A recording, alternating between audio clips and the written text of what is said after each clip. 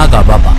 जी हाँ, जिन नागा बाबाओं को देखकर व उनके नग्न शरीर के दर्शन करके नागा बाबा के विश्व का कल्याण हो, सभी विश्व का कल्याण होगा। श्रद्धालु अपना मोक्ष मानते हैं, आज उसी नागा बाबा की जुबानी आपके सामने लेकर आए हैं। कहानी उस नागा बाबा की है जो अखाड़ा परिषद में महंत के पद पर थे और जब जब कुंभ के मेले लगते थे तो इनके पीछे नागा बाबाओं की फौज चलती थी और इन्होंने सन 2005 में उज्जैन, 2007 में इलाहाबाद और 2009 में हरिद्वार कुंभ में भी शिरकत की थी। लेकिन इनके जीवन में एक ऐसा मोड़ आया जो इन्हें नागा संप्रदाय से बहुत दूर लेके चला गया। जी हाँ, वो मोड़ कुछ और नहीं, एकमात्र ज्ञान गंगा पुस्तक थी जो इन्होंने पढ़ी और संत रामपाल जी महाराज के शरण में खींचे चले आए। तो आइए देर न करते हुए आपको ट्रू स्टोरी चैनल पर सुनवाते हैं इनकी सच्ची कहानी।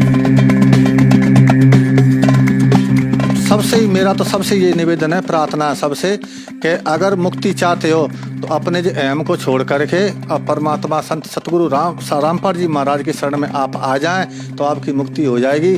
क्यों कि वैसे नहीं मानते आप मेरे को देख करके आ जाइए, क्योंकि मैं भी एक अखाड़े का गुरु पद पर बैठा था। मैं भी 40-50 नागाओं का महंत था, कई शिष्य भी मैंने बना रखे थे और आज मैंने अपने शिष्यों को भी इस संत सतगुरु रामपाल जी महाराज के शरण में जोड़ दिए हैं। कुछ लोग तो आ गए हैं, अब कुछ लोग कहते हैं कि हम पे गांजा नहीं छूटता है ना। कुछ लोगों को और समझा रहा हूँ और जितने भी अगर हमारे जो हमको जानने वाले हैं, अगर मेरा इंटरव्यू सुन रहा हो तो आप सबसे मेरा निवेदन है कि आप संत गुरु सतगुरु रामपाल जी महाराज के शरण में आकर और अपना कल्याण करवाएं और भक्ति करें। 5 साल तक जब मैं साधना करता रहा तो एक सिद्धि सी प्राप्त हो गई मेरे अंदर। इतना मैं देख लेता था कि जब कोई मेरी गुफा की तरफ आता था तो मैं उसको देख लाता था 1 किलोमीटर 2 किलोमीटर दूर से कि कोई मेरी तरफ आ रहा है। और कुछ ला रहा होता था तब भी देख लेता कि आज फलाना आदमी आ रहा, मेरे लिए ये चीज़ लेके आ रहा है। तो मैंने सोचा कि अब तो बहुत अच्छा हो गया। बोले तपस्या वो गुरुदेव ने मेरे को सही बताई थी, जो कि इतनी बड़ी उपलब्धि मेरे को हो गई। मैं इसी को ही बहुत बड़ा चमत्कार मान रहा था गुरुदेव का। फिर तपस्या करते करते एक दिन क्या मेरे को एक वाइट कलर का प्रकाश नजर आया और उसमें से आवाज़ आ रही थी। मेरे को जी नहीं दिखा, उसकी बॉडी दिखी नहीं कि कौन है। मेरे को केवल आवाज़ आ रही थी कि बेटा अभी तो कुछ नहीं है, अभी तो ये तेरे को सिद्धि साधी लग गई, इससे कुछ नहीं होने वाला है। बोले अगर मोक्ष की गति चाहते हो तो इसके लिए कोई सच्चे गुरु की तलाश आपको करना पड़ेगी और नहीं तो ऐसे ही भटका खाते रहोगे आप लोग। क्योंकि मैंने पहले साधना कर रखी थी, मैंने 5-6 साल पहले साधना, इतनी कठिन साधना की थी कि मैं किसी को मिलता भी नहीं था। लोग बाग मेरे को देखने के लिए तरस गए थे कि जी महात्मा इसमें गुफा में मर गया कि जिंदा है। पर एक बार नागा अखाड़ों की टीम हमारे पास आई तो उन्होंने हमसे कहा कि भाई ऐसी अच्छी मूर्ति आपके मस्तक पे इतनी चमक है और इतने बड़े बड़े जटाएं, आपसे तो हमारा अखाड़े में 4 चांद लग जाएंगे और आप हमारे अखाड़े में चलो। तो मैंने कहा भाई आपके अखाड़े में तो मैं चला जाऊंगा, पर मैं इतनी तपस्या कर रखी है, मैं आपको एक एक करके बता दूंगा कि आपके अंदर क्या है। पर मेरे को आज भी आप दिख रहे हैं कि आपके अंदर भक्ति नाम की कोई चीज़ नहीं है, केवल आप लोग तो एक पोस्ट के ऊपर घूमते हैं। बोले हाँ वो तो बात सही है। तो मैंने कहा कि अखाड़े में वहाँ पर भक्ति हो सकती है? बोले आप चल के देख लो। तो मैंने कहा ऐसे नहीं जाता मैं, मेरे को जाते ही अगर कोई आप पदवी प्रदान करें तो मैं अखाड़े में जा सकता हूँ। तो उनने उसी जगह पे वहाँ महंत थे अखाड़े के, वो जो बजरंग दास, उनने उसी टाइम मेरे को 40 नागाओं का महंत बना दिया कि आप 40 नागाओं के ऊपर के सीनियर रहोगे और जे जूनियर रूम में आपके यहाँ काम करेंगे। तो उस बटालियन को लेकर के मैं चलता था, जहाँ भी यज्ञ में जाना है, जहाँ 40 नागा मेरे पीछे चलते थे मैं आगे चलता था। और कुंभ में 2005 में उज्जैन गया था मैं, 2007 में इलाहाबाद में गया था, 2009 में हरिद्वार गया था। हर कुंभ में हमारी वो लगती थी, वो हमें जाता था। कई वो चेला भी हमने बना रखे थे, महात्मा लोग, साधु बहुत से चेला बन गए थे। वो इसीलिए बनते थे कि ऐसे सीनियर महात्माओं के चेला बनने से छोटे पूरे बाबा उनसे कुछ कहते नहीं है। पर वहाँ तो हमारे इकट्ठे लोग बैठ जाते थे, सब लोग स्मोक पीते थे। तो मैं उनसे कहता था कि भाई ये क्या है? बोले कि जो स्मोक है इसे पियोगे तो देख लेना तुम डबल रोल हो जाएगा तुम्हारा। तो मैंने उनसे कहा कि जब आप इतना 1000 रुपये की स्मोक थोड़ी देर में पी लेते हैं और ख़त्म कर देते हैं, ये पैसा जो आ रहा है इसका आपके ऊपर पाप नहीं लगेगा? मैंने पहले रामायण गीता पढ़ रखी थी, इतना तो जानता था। तो मैंने कहा जी आप इतना नशा करते हो? बोले आप मस्त रहो, आप तो साधु बन गए। हमारे महंत ने ये कहा था कि आप साधु बन गए तो आपकी मुक्ति हो गई। है ना। और अब को आपको कोई आवश्यकता नहीं है नशा करना है। बताओ, आप इतना सीनियर आपको बना दिए, अब आपकी क्या चिंता है, आपको तखत दे दिया बैठने के लिए। तो मैंने कहा ठीक है भाई, पर मन में वो लगी रहती थी कि भक्ति तो करना पड़ेगी। फिर उन्होंने नशा चालू कर दिया और 40,000 की चिलम इतनी बड़ी, उसमें 10 तोला गांजा बनता था और 5 सिगरेट की डिब्बी उसमें मिला करके गांजा भर देते थे। 20 आदमी बैठ जाते थे महात्मा, फिर उसको पीते थे ऐसे ऐसे करके। वो अलग टाप है अखाड़े का, जो अलग नियम होता है। तो उसमें तो इतना का पूरा नशा का काम है, एक दूसरे में मारदार। अगर किसी ने गलती कर दी तो 20 लठ मारते थे, उसको लेटा करके उसके पीठ में मारते थे 20 लठ। वो हमारा मैं तो ऑर्डर देता था कि नरसिंह दास इसमें 20 लठ मारो लेटा के। तो मेरे को थोड़ा दर्द होता था, तो जितनी जोरदारी का वो मैं तो बताता था, उसमें धीरे धीरे मारता था। उसमें कैसे ज्यादा चोटें ना आए, हाथ घोड़े इसके टूट न जावे। तो इतने काम वहां पे जी लोग करवाते थे। फिर उनसे पैसा वसूले जाते थे कि तेरे को नागा बनना है तो 5,000 रुपये दे और भंडारा करवा। तो कम से कम नहीं तो 20,000 रुपये का टारगेट होता था एक नागा पंथ में। इसमें से 2-4 हज़ार रुपये अपनी जेब में डाल लेता था और बाद बकाई अखाड़े में जमा कर देता था। इससे अपना जो सारा खर्चा चलता रहता था वहाँ पे। और कोई कोई ऐसे बीच में आ गया कि भाई मेरे को नागा बनना, तो मैंने ऊपर भी नहीं भेजा, उसको नागा बना दिया तो पूरे 25,000 में ही अपने जेब में रख लेता था, उसका फर्जी पासपोर्ट में बना देता था। तो ऐसे चलता रहा। फिर वो मन में ये लगी रही कि भाई भक्ति जरूर ले, क्योंकि मैंने पहले साधना कर रखी थी। मैंने 5-6 साल पहले साधना, इतनी कठिन साधना की थी कि मैं किसी को मिलता भी नहीं था। लोग बाग मेरे को देखने के लिए तरस गए थे कि जी महात्मा इसमें गुफा में मर गया कि जिंदा है। तो जब ऊपर से अब आदेश हुआ कि इससे कुछ नहीं होता, कोई सच्चे गुरु की तलाश करो, जब फिर मैं गुरु की तलाश में निकला गो। फिर मैंने सोचा कि ये कैसे बात बनेगी। फिर मैं बाहर निकल आया, घूमता रहा, वो सच्चे गुरु की तलाश में बहुत जगह गया मैं, पर कोई, अब जो भी मेरे सामने वो महात्मा मिलता तो मैं वो महात्मा 18 और मैं 25, इतना फर्क मेरे को उसमें दिखता था। तो मैंने कहा कि अब इनको गुरु में क्या बनाऊं कि ये तो मेरे से वैसे ही बहुत कमजोर हैं। ये बने जरूर है, मठाधीश थे, बड़े बड़े जटा जूट रखा रखे थे, उन्हें बड़े बड़े आश्रम पे पैसा वाले भी थे, पर भक्ति उतनी कुछ नहीं थी उनके पास। जब मैं उनको अपनी आंख से देखता था तो उसमें कुछ नहीं था, केवल पैसा था उनके अंदर। कईयों पास गया तो एक बार मेरे को कबीरपंथी कुछ भाई मिले। उनने कहा महात्मा जी कहाँ जा रहे हो? मैंने कहा भाई ऐसे सच्चे गुरु के तलाश के लिए मैं जा रहा हूँ कि जिसके पास शब्द होए, वो शब्द लेने जा रहा हूँ मैं, जिससे भक्ति साधना करके अपनी मोक्ष की गति पा सकूं। तो वो बोले कि हमारे गुरुदेव शब्द बताते हैं, आप हमारे गुरु जी के पास चलिए। तो मैंने कहा चलो भाई, मैं पहले उनसे बात करूंगा। बोले हाँ आप बात कर लेना। तो वे मेरे को मथुरा ले गए सर। मथुरा में जाके पहुंचे, वहाँ के जो प्रचारक थे, क्या नाम है वो, तुलसीदास जी महाराज, जय गुरुदेव।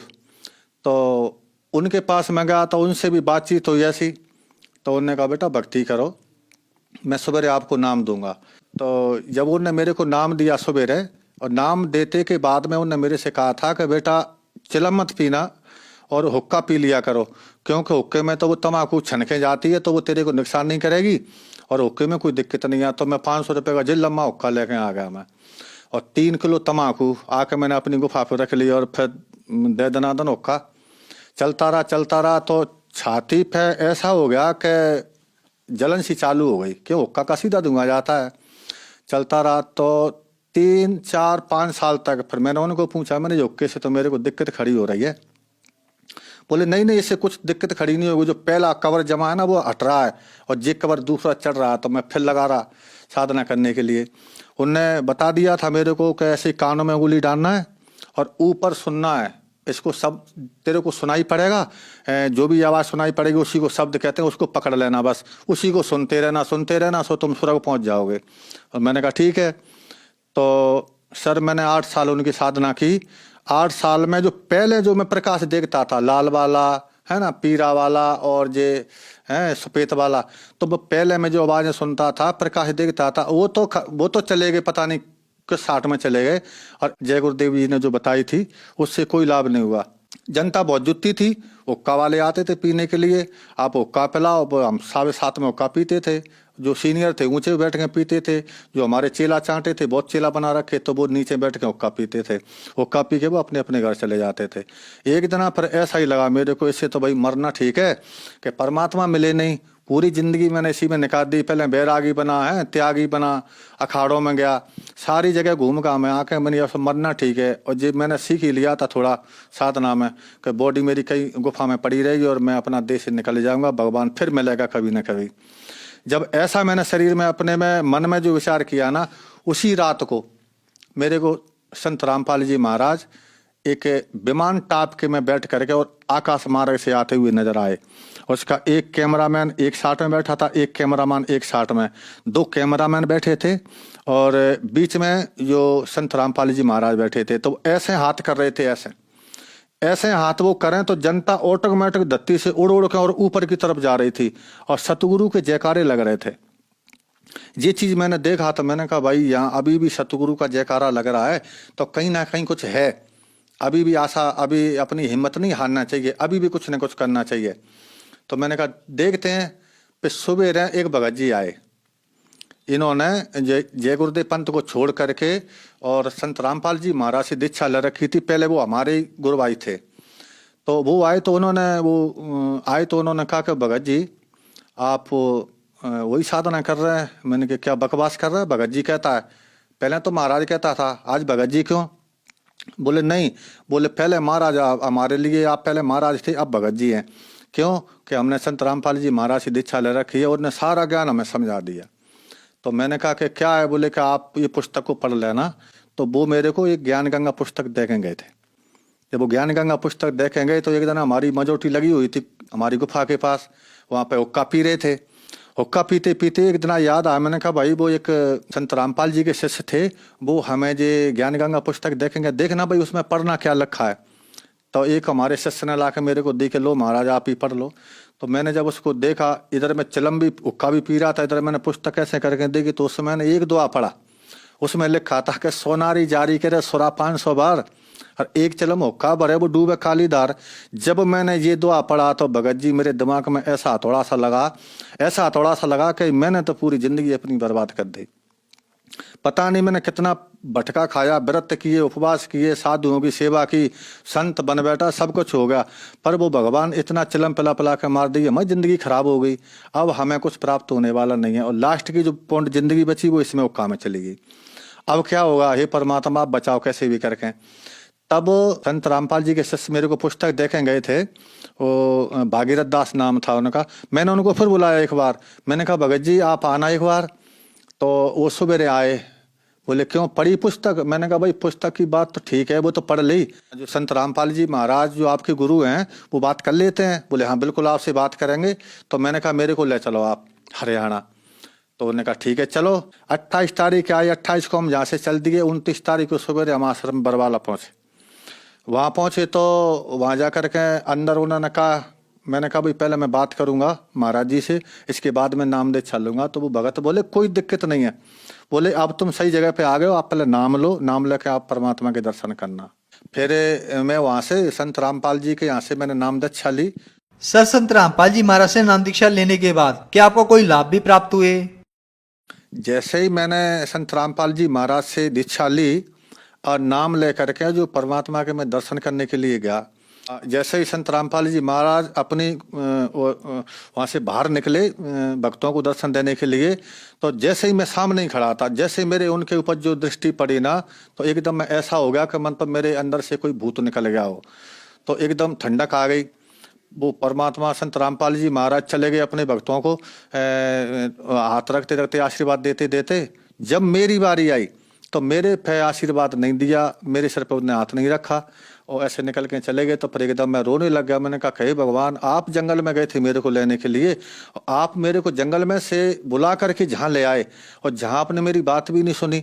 तो इतनी दूर से जब वो संत रामपाल जी महाराज लौट के आए मेरे से कहा कि मैंने क्या नहीं सुनी बेटा तेरी, सब कुछ तो सुन ली। तो फिर मेरे को लगा कि भाई यहाँ जब पक्का काम है। तो उन्होंने कहा तुमने नाम दीक्षा ले ली? मैंने कहा नाम दीक्षा ले ली। बोले बेटा भक्ति करो।